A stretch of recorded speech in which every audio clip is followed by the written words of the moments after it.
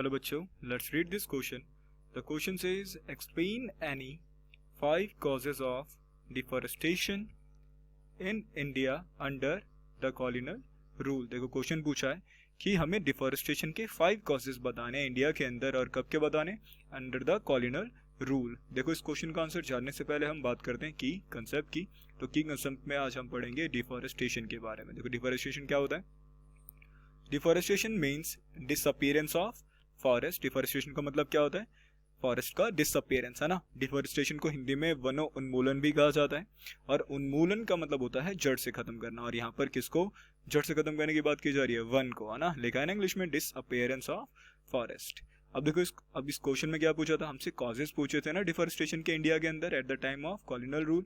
तो देखो लिखा है ना, some causes of deforestation in India under colonial rule. देखो कुछ कारण डिफॉरेस्टेशन के इंडिया के अंदर और कब, at the time of colonial rule. देखो पहला पॉइंट क्या है, the British encourage the production of commercial crop like jute, sugar.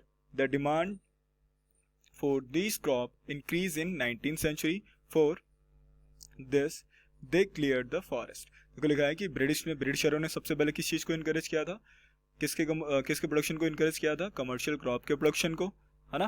क्यों किया था, क्योंकि उस वक्त 19th सेंचुरी के अंदर इनकी जो डिमांडेशन थी वो काफ़ी ज़्यादा थी. अब देखो जैसे हमारे कमर्शियल क्रॉप थे कौन कौन, जूट हो गया, शुगर हो गया, तो ये उस वक्त काफ़ी ज़्यादा इंपॉर्टेंट थे. और वही बोला है ना कि इसी के चलते उन्होंने क्या करा था, for this they cleared forest. और इसी चीज़ की डिमांड को पूरा करने के लिए उन्होंने फॉरेस्ट को क्लियर किया था. बात करते हैं सेकेंड पॉइंट की. The colonial government thought that forests were unproductive. They cleared forest for cultivation. अब कॉलोनियल गवर्नमेंट को ऐसा लगा कि जो भी फॉरेस्ट है वो क्या है, अनप्रोडक्टिव है ना. और उस वक्त वैसे भी कमर्शियल क्रॉप की डिमांड थी, तो इसलिए उन्होंने क्या करा, फॉरेस्ट को क्लियर किया. किसके लिए, कल्टीवेशन के लिए. अब बात करते हैं थर्ड पॉइंट की. देखो लिखा है ना, the clear forest for making railway sleepers and for fuel for locomotives. तो उस वक्त जो जंगलों को साफ किया गया था वो डिफॉरेस्टेशन की मदद से किया गया था. तो डिफॉरेस्टेशन जो था अपनाया इसलिए भी गया था क्योंकि उस वक्त रेलवे स्लीपर्स की डिमांड को पूरा करने के लिए भी, और साथ में वो फॉरेस्ट से काफ़ी सारा फ्यूल लेते थे. किसके लिए, लोकोमोटिव्स के लिए. तो इसलिए भी क्या किया जाता था, डिफॉरेस्टेशन का इस्तेमाल किया जाता था, या फिर आप कह सकते हो कि फॉरेस्ट को क्लियर किया जा सकता था. Fourth point, the cleared forest for T, coffee and rubber plantation.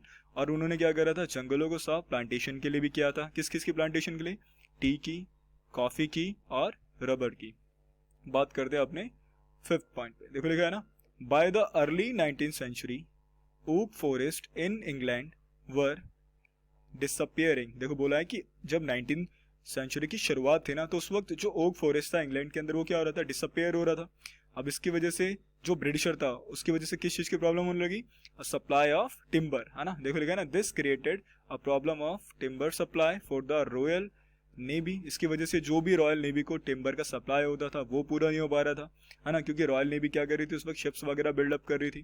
तो इसलिए बोला कि by in 1820s search parties were sent to explore the forest resources of India. और इसलिए क्या हुआ, ब्रिटिशरों ने इन सारे टिम्बर की डिमांड को पूरा करने के लिए उन्होंने 1820s के अंदर सर्च पार्टीज भेजी ताकि वो क्या करें, इंडिया के अंदर जितने भी फॉरेस्ट रिसोर्सेस हैं उनका एक्सप्लोर कर सकें.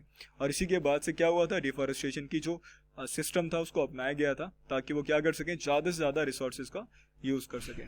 I hope you understand it well. Best of luck.